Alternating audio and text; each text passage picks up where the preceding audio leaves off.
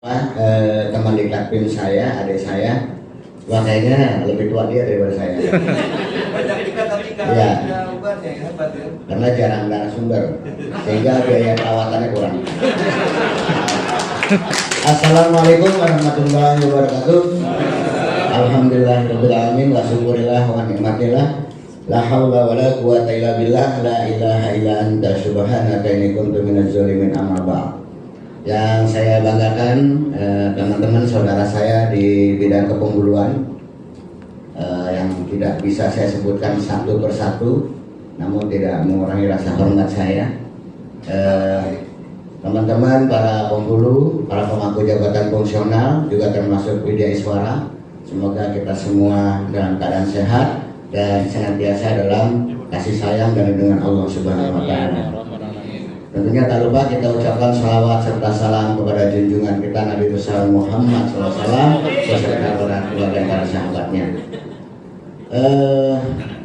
Sebelum saya masuk ke materi, alhamdulillah tadi saya dikasih kamar cukup luas Bapak Ibu di lantai 5. Kata Pak Ari, tenang Pak narasumber, Pak narasumber pokoknya spesial. Saya kasih kamar, nanti jam 10 diketuk. Ini daerah Bogor, kalau Bogor ada yang ngetuk Pak ya? Kalau jam 10 ada yang ngetuk, ternyata belum jam 10 udah diketuk 5 kali saya. Belum jam 10 sudah diketuk 5 kali sama teman IO. Yang pertama diketuk keluar, cewek tinggi yang tadi ngasih kopi, menanyakan Bapak salah kamar. Waduh, ini buat kamar Kementerian Perhubungan.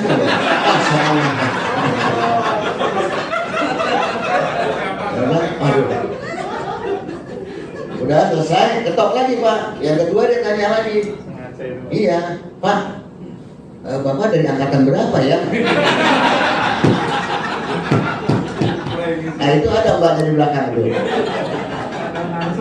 Yang ketiga ketok lagi. Nah ini rada pendek Bu, cuma cantik. Apa itu? Jadi apa Intan namanya ya? Intan. Waduh. Karena saya dia senang sama wanita kan, saya foto, trek, saya kirim. Wah alhamdulillah katanya. Alhamdulillah Pak, ini kamar saya jadi kasus. Sampai kelima kali alhamdulillah clear, saya dinyatakan sah. Cuma nggak berjabat tangan Pak. Dinyatakan sah untuk menempati kamar tersebut, walaupun tidak ada pengantinnya. Oke. Bapak dan Ibu, mungkin saya adalah di antara teman-teman PNS Kementerian Agama yang sangat prihatin dengan jabatan fungsional yang di bawah binaan Kementerian Agama. Ada 3 saat ini. Yang pertama adalah penyuluh agama, kemudian penghulu, dan pentasih Al-Quran. Bicara tentang penyuluh penghulu, saya 5 tahun yang lalu dengan Pak Anwar itu paling bawel. Juga dengan presidennya penyuluh agama Pak Amir, mungkin ada yang kenal ya, itu saya paling bawel. Saya berani menyatakan bahwa kedua jabatan ini paling miskin segala-galanya. Miskin angka kreditnya, butir angka kreditnya miskin banget. Analis kepegawaian memiliki butir kegiatan angka kredit ke Mas Ari sampai 2.127 butir Bu. Tapi penghulu berapa? Waktu belum dirubah. Kemudian penyuluh agama hanya 16 butir kegiatannya. Kemudian tunjangannya paling kecil. Kemudian banyak lagi yang lainnya sudah punya petunjuk menyusun karya tulis, penyuluh penghulu belum. Yang lainnya sudah punya standar kompetensi jabatan. Alhamdulillah penghulu dari kerjasama Biro Kepegawaian dengan kepenghuluan berhasil menerbitkan standar kompetensi jabatan. Penyuluh agama sampai detik ini jam berapa nih? Belum pernah ada standar kompetensinya. Dan terus kalau merekrut penyuluh gimana caranya? Penyuluh, kalau penghulu ada, cuman belum disesuaikan. Contoh kalau standar kompetensi jabatan itu Bapak-bapak, ketika jabatan ada di kolam renang, kira-kira yang dibutuhkan apa Pak? Bisa berenang.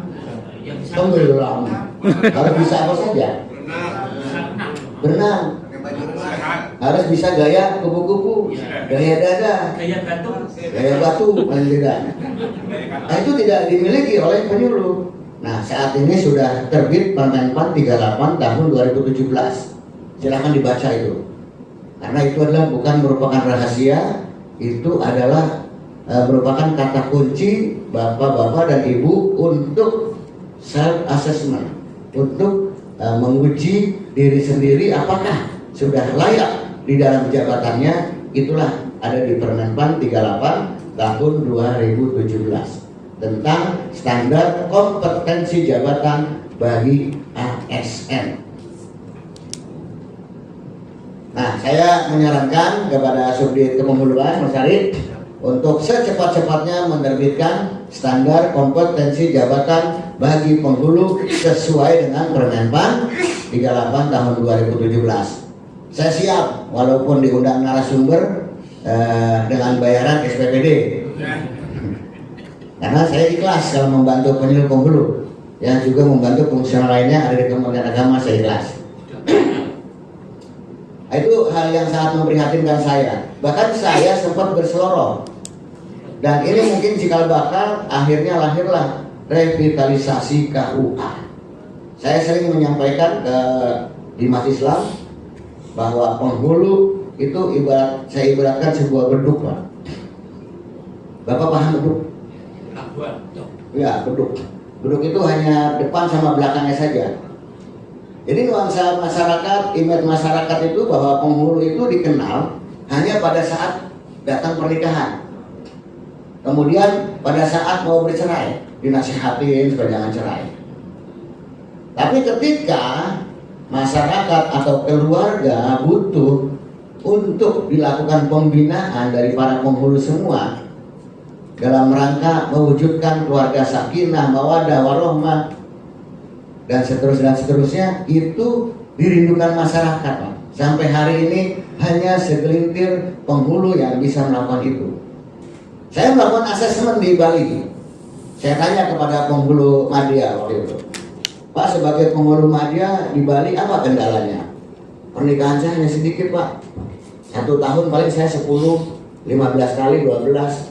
Lalu apa solusinya untuk mengumpulkan dana kredit? Ya saya terjun langsung, Pak, ke masyarakat. Saya terjun langsung ke dalam keluarga, membimbing keluarga, membantu memberikan penasehatan kepada anak, kepada remaja, turun. Jadi tidak bertabrakan dengan penyuluh. Karena penghulu itu udah ada koridornya rumah tangga. Nah, inilah yang harus dilakukan penghulu ke depan terkait dengan revitalisasi. Selain gedungnya kemudian ditingkatkan, dibuat mega sehingga performa Kementerian Agama meningkat, Bapak dan Ibu, tapi juga penghulu dicintai masyarakat karena terjun langsung membina. Bapak penghulu, Bapak pernah terjun ke keluarga memberikan pembimbingan kepada anak gitu? Lama amat jawabnya Pak Mikir. Sering tidak datang? Sering terjun, turun. Di anak sendiri. Di anak sendiri, di masyarakat. Metodenya apa tuh, Pak?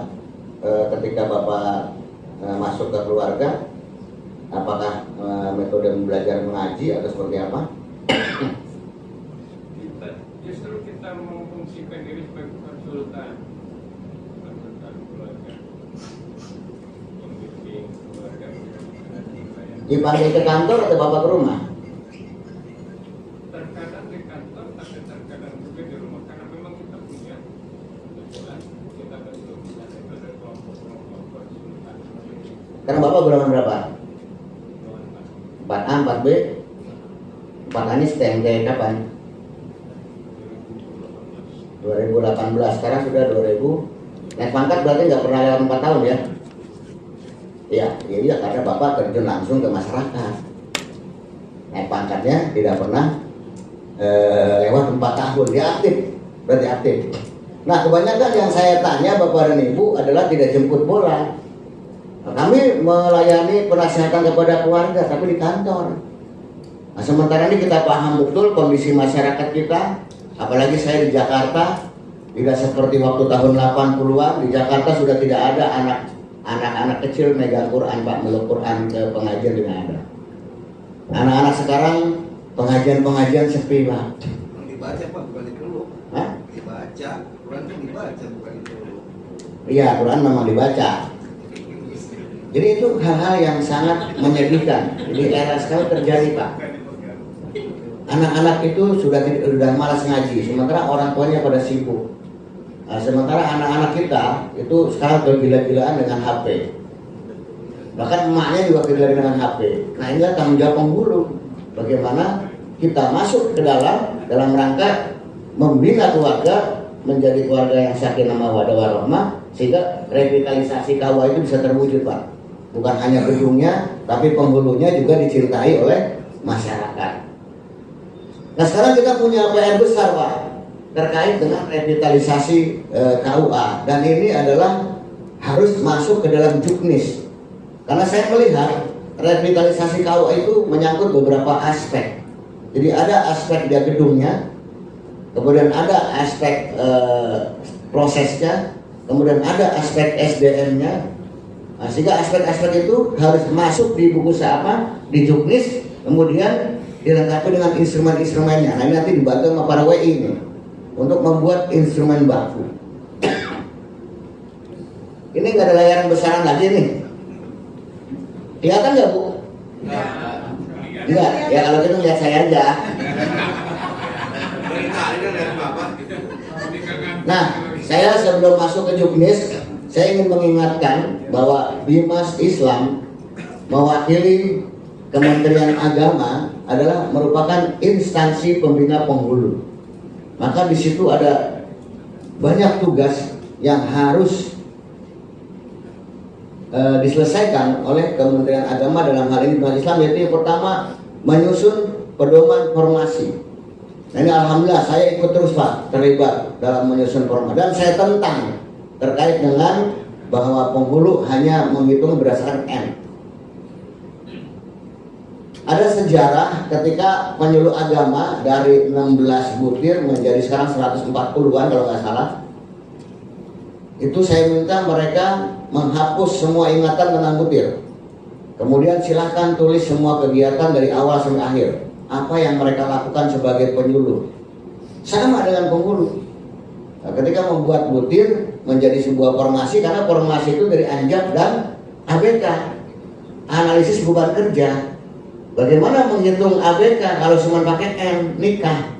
Padahal di situ banyak tanggung jawab Bapak dan Ibu terkait dengan kepenghuluan.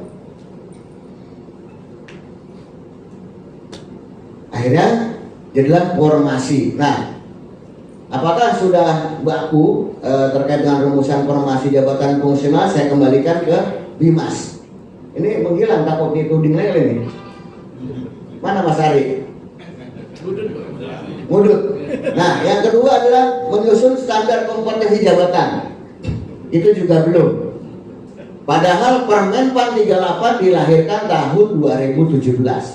Sekarang sudah tahun 2021, berarti sudah berapa tahun? 4 tahun, Pak. Di dalamnya ada kompetensi manajerial, sosial kultur, dan teknis. Di dalamnya memuat persyaratan jabatan. Di dalamnya memuat persyaratan jabatan, kemudian juga memuat apakah yang namanya kompetensi manajerial, terdiri dari beberapa saja, kemudian pembagian levelnya sesuai dengan jenjang jabatan Bapak-Bapak. Kalau ahli pertama misalnya, dia adalah levelnya level 2. Nah, apa itu level 2? Ada di Permen PAN 38. Kemudian kalau ahli utama ada di level berapa, Pak? Ahli utama, Pak? 4, 13, berapa lagi, Pak? Jabatannya. Bukan, level kompetensinya. Pernah baca? Belum. Ada yang tahu untuk utama level berapa? 4B. Nah, ada 4B. Ya? 4D4E itu golongannya Pak. Oh, 14 ya. 13. Ya nanti saya jelasin.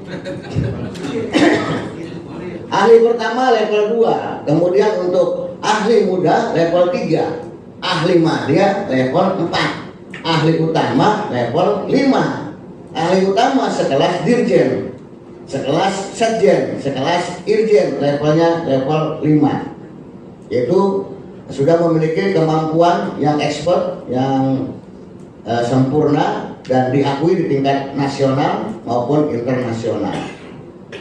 Berarti kalau seorang ahli utama, kalau sudah bicara nasional, internasional Pak, harus mampu bisa berbahasa Arab, bahasa asing, baik itu melakukan ijab kabulnya dalam pernikahan maupun menyampaikan khutbah nikah.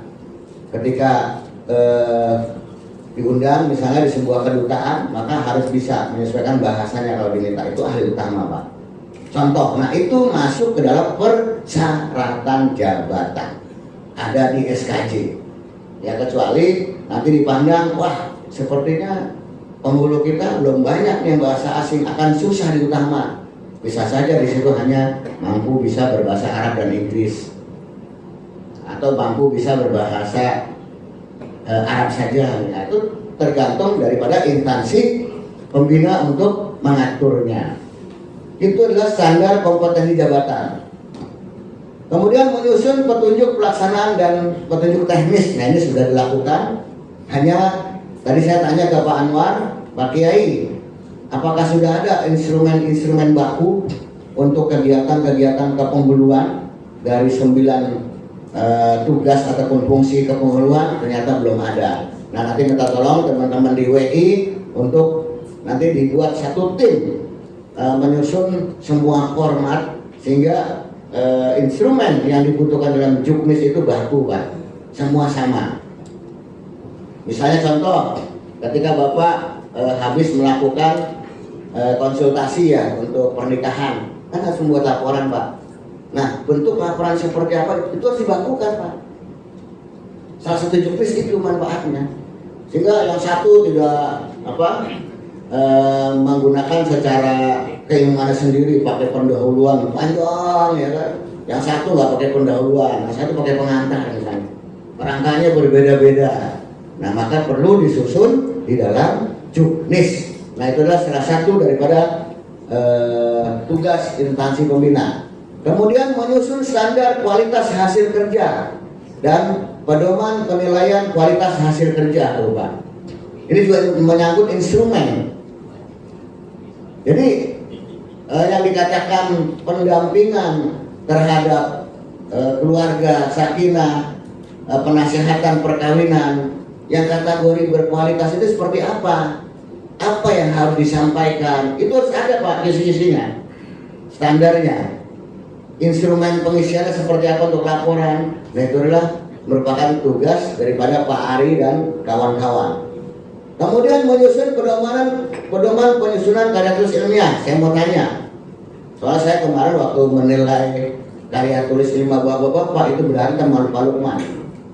Pak, Mas Abdul kalau ini nilai aja 4, ini nilai aja 6. Nah bagaimana saya melempar nilai 6, orang pedomannya tidak ada. Kalau guru jelas, ada Permenpan nomor, ada yang tahu guru? Bantu saya, Ibu WI tahu? Ibu WI lagi bikin aja manis, lagi senyum ya. Ibu jangan lama-lama menatap saya orang Cirebon. Udah saya duga itu dari tadi. 5 kali diketuk ke pintu saya, Bro. Masa dikasih kamar punya kasus? Permenpan 16 tahun 2009 Pak. Alhamdulillah Kementerian Agama itu sangat cepat dalam merespon regulasi. Baru tahun 2013 disosialisasi. Padahal akhirnya tahun 2009. Berapa tahun Pak? 4 tahun Pak. Kita senang ketinggalan regulasi baru bikin. Ya kalau guru jelas, di situ publikasi ilmiah jelas, cara menilai jelas, kerangka ilmiah jelas, apa yang disebut publikasi ilmiah jelas. Nah, ini juga harus dibuat. Nah, Pak Kiai, jangan melotot dong. Senyum gitu. Bapak dari mana, Pak? Oh iya, salam buat Pak Hasan Kabak TU. Kalau nanti ke NTT, besok saya ke NTT Pak, ada asesmen di NTT.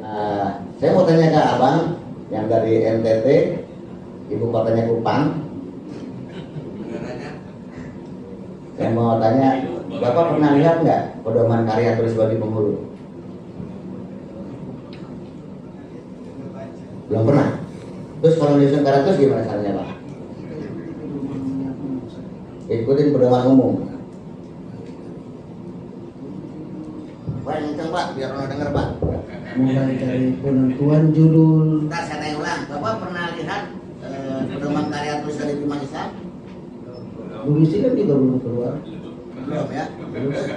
Jangan dijawab. Jawab Jadi Bapak kalau nyusun karya tulis berdasarkan pedoman apa? Pedoman umum yang Pedoman umum. dipakai oleh mahasiswa semua. Oh ya. Jadi kita mulai dari judul, penentuan judul dan latar belakang dan seterusnya ya. Hanya sampai di situ. Nama siapa? Pak? Ali Nurdin. Ali Muhammad. Saya kan dari Jawa, ada dari Jawa. Saya mau dari Jawa. Jawa mana Pak? Jogja. Wah. Ya. Kayaknya kembaran kita nih. Ya, Bapak, kalau bisa karya tulis menggunakan pedoman apa Pak? Itu sesuai dengan dosen. Dosen. Mau ngikutin gaya dosen ya? Nah, maksudnya itu Ada di situ. berbeda kita mudah dosen. Kemudian kita minta untuk menyampaikan materi terkait dengan kegiatan materi. Oh gitu. Ya oke, materon Pak. Dari NTT ke Jawa udah ya. Izin Pak, sebentar karena saya yang ditanya bapak-bapak juga. Silakan, nggak apa-apa. Jadi untuk menyusun karya tulis ilmiah kita ada dasar hukumnya. Pertama di Permenpan karena kita masih 62 ya tahun 2005, kemudian turunannya Perka Peraturan Bersama Menteri Agama dengan PKN nomor 20 dan 14A semuanya tentang jabatan fungsional penghulu dan langkah kreditnya, dan ada terkait dengan KTI ini di Perdijen 426, mesti jauh begitu Pak. Di Perdijen 426 di situ ada kaidah-kaidah terutama untuk penghulu yang mau dalam istilah Dewan Jenderal itu, Dewan Penilai itu ingin menjadi jenderal. 4B itu kan sudah brigadir jenderal dalam analogi dari Dewan Penilai. Oke. Itu versinya 12, di situ ada Berarti sudah ada ya? harus diseminarkan. Ya kan? Nah, itu Pak. Berarti sudah ada? Begitu ada. Oke, ya kalau saya sih kalau udah ada alhamdulillah ya kan. Nah, ternyata sosialisasinya nggak nyampe Pak ke Kupang. Karena harus naik pesawat ya. Sampai Pak, itu tahun 2008. Ke Jogja juga ternyata belum nyampe. Aduh. Berarti sudah ada Pak. Nanti akan dituliskan oleh Mas Ari, disampaikan ke teman-teman, silahkan baca. Jadi jangan lagi berpedoman kepada kaidah umum, kemudian kaidah persyaratan dosen, tapi berpedomanlah kepada kaidah yang disusun oleh Perdirjen. Nanti tolong diedarkan Pak. Sudah Pak, Ya. ya kan sudah 2005 Permenpan. Ya, kemudian turunannya 2008 tuh PPKM dengan peraturan Menteri Agama ya, peraturan bersama dulu namanya. Kemudian pendidikan juga 2008, sekarang sudah 2022. Kita 2021 sudah ada Permenpan yang baru Pak. Mungkin nanti kita akan sudah kita setuju juga pendidikan tentang karya tulis itu. Ya, bagus. Saya kan saran dari Bapak juga yang tidak henti-hentinya untuk Ya, memastikan itu. waktu itu saya sampaikan satu buku Pak, semua tentang contoh PRK BKN analis kepegawaian Pak. Pak Anwar satu buku beserta PRK BKN nomor 2 tahun 2009. Itu tentang penyusunan karya tulis untuk analis kepegawaian. Wah, itu lengkap sekali Pak. Silahkan dibuka PRK BKN nomor 2 tahun 2009, nanti di Mbak Google. Ya, jadi penyusunan karya tulis pedomannya juga harus disusun oleh Mas Ari dan kawan-kawan. Ya. Kemudian berikutnya menyusun kurikulum pelatihan. Nah, ini juga harus combine antara usulan dari Bimas, kemudian diusulkan ke Balitbang, ke Pusdiklat Teknis, nanti di sana akan dibuat kurikulum dan silabusnya. Baca nggak Pak? Enggak. Kecilan lah berarti Pak, besok langsung masuk ke TNI. Ya, narsumnya kan imut-imut, jadi gambarnya harus imut-imut juga. Ibu ya. Ibu nama siapa Bu? Ya, Hah? ke situ lagi. Habibah? Habibah. Oh, kalau Habibah itu bahasa Arab kayak sayang ya.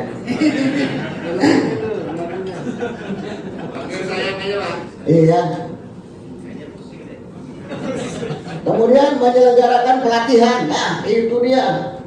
Jadi harus bertanggung jawab instansi pembina menyediakan pelatihan-pelatihan bapak-bapak sekalian supaya kemampuannya tambah profesional, tidak kalah dengan remaja-remaja yang sekarang milenial yang nanyanya mulai ngaco-ngaco Pak. Kita bisa jawab karena remaja milenial ya. Iya, nah itu harus melalui program-program pelatihan yang harus dibuat oleh instansi pembina. Nanti anggarannya adalah melalui Pusdiklat. Orang cuma mengusulkan saja kok pelatihan ini dengan beberapa usulan materi-materi teknisnya itu disampaikan. Kemudian berikutnya adalah membina penyelenggaraan pelatihan fungsional pada lembaga pelatihan. Nah, ini sama ya. Kemudian menyelenggarakan uji kompetensi. Nah, ini adalah amanat PP manajemen PNS. Ada yang bisa bantu nomor berapa Pak Kiai? Saya di videoin nanti tampil di YouTube ya. Biar se-Indonesia tahu. Jadi bapak-bapak dan ibu, kita sebagai seorang PNS harus paham dua regulasi. Regulasi kita sebagai PNS, regulasi kita sebagai pemangku jabatan. Regulasi kita sebagai PNS adalah yang mengatur tentang diri kita. Kalau kita nggak tahu Pak, waduh repot, mau naik pangkat bingung, mau mematuhi aturan-aturannya seperti apa nggak tahu, mau cuti bingung ya Pak ya, karena nggak pernah baca. Maka saran saya sebagai PNS semuanya harus memahami satu Undang-Undang Nomor 5 Tahun 2014 tentang ASN. Kemudian PP 11 Tahun 2017 tentang manajemen PNS. Jo PP 17 tahun 2020. Wah mantap. Wah ini karena dibina oleh Pak Ari Rahayu nih.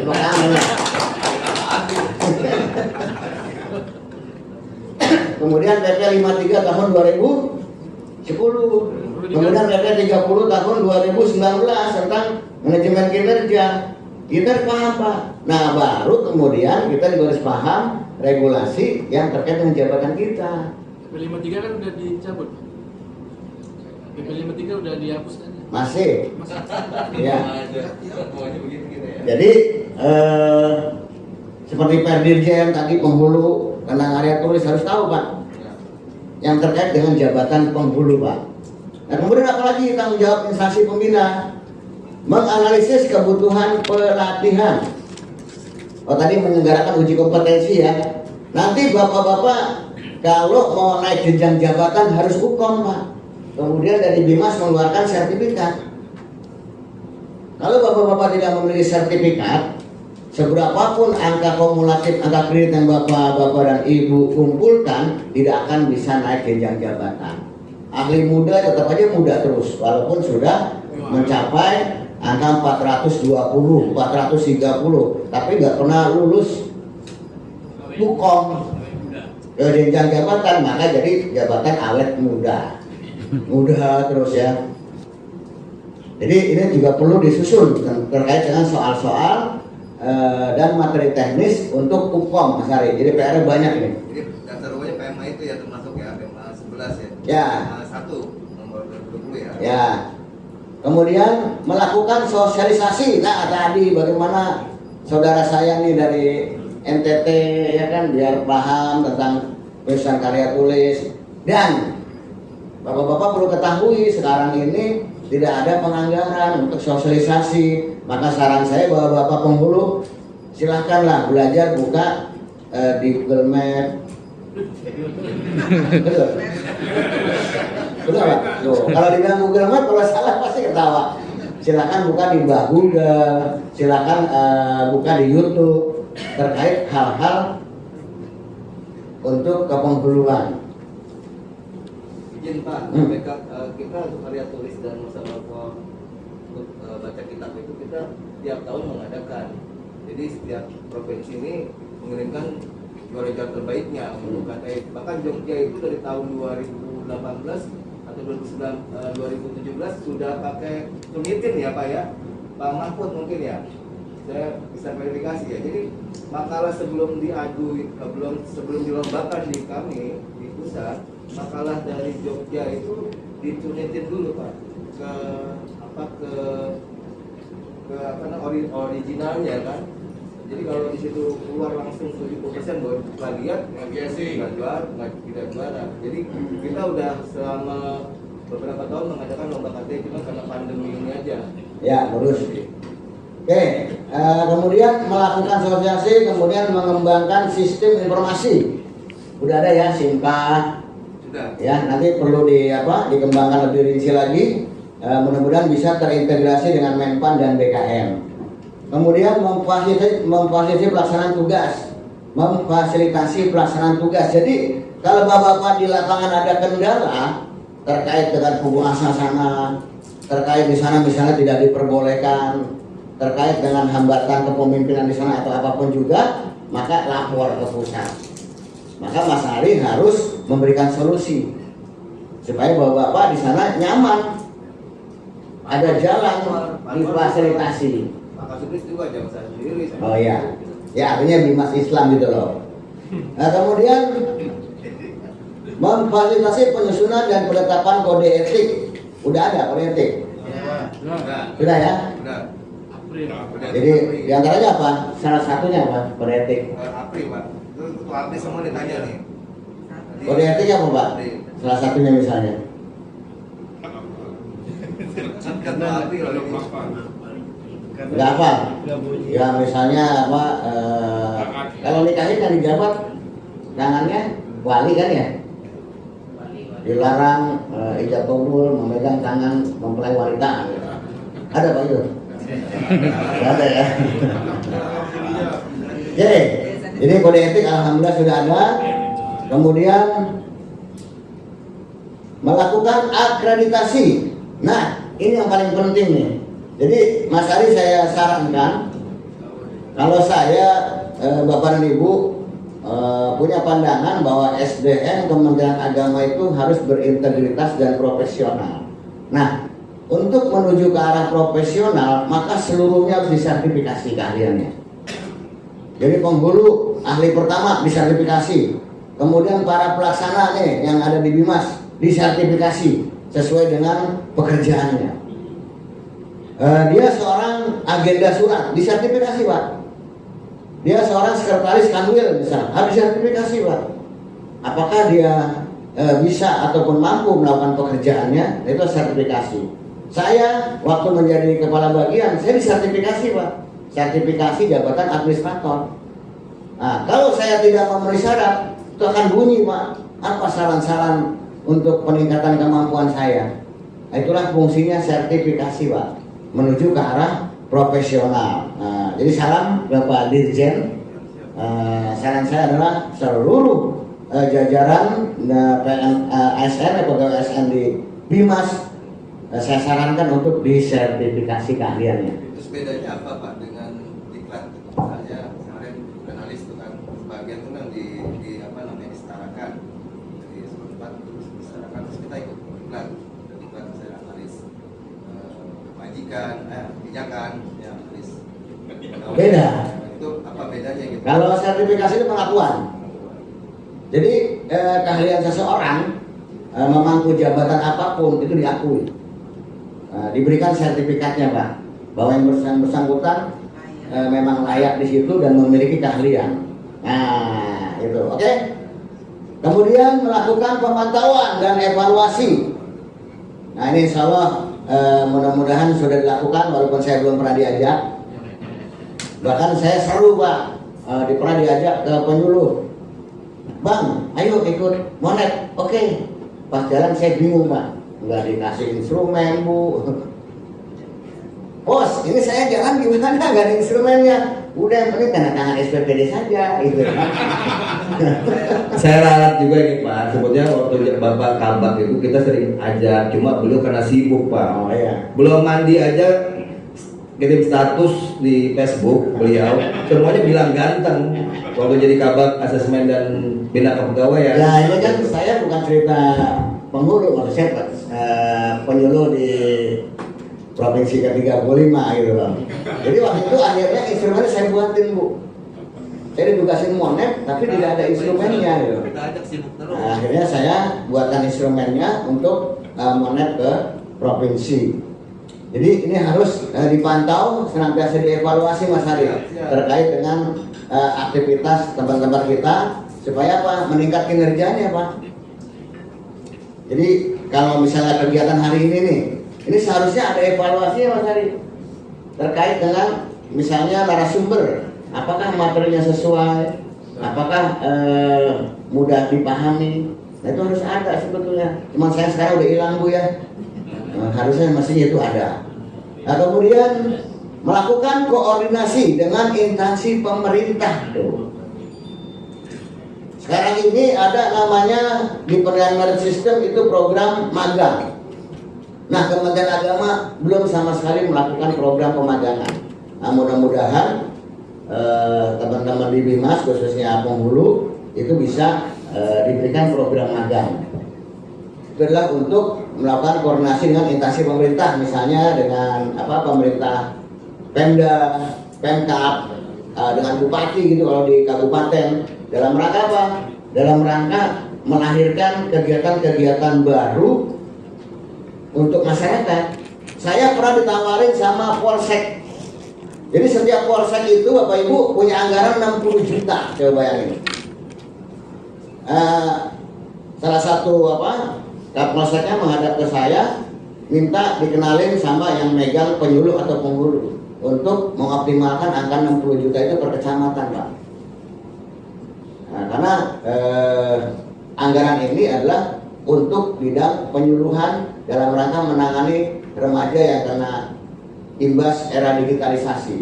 Apakah itu narkoba, apakah itu kegilaan gadget gitu kan, dan lain-lainnya. Nah, dana 60 juta ini akan dioptimalkan. Bayangkan 60 juta dikali sekian kecamatan Bu ya, berapa triliun gitu. Nah, itu adalah hal-hal yang perlu dikoordinasikan dengan pemerintah daerah, baik itu tingkat provinsi, kabupaten, kota. Itulah tugasnya instansi pembina. Kemudian yang lainnya adalah menyusun informasi faktor jabatan dan evaluasi jabatan, itu tugas instansi pembina.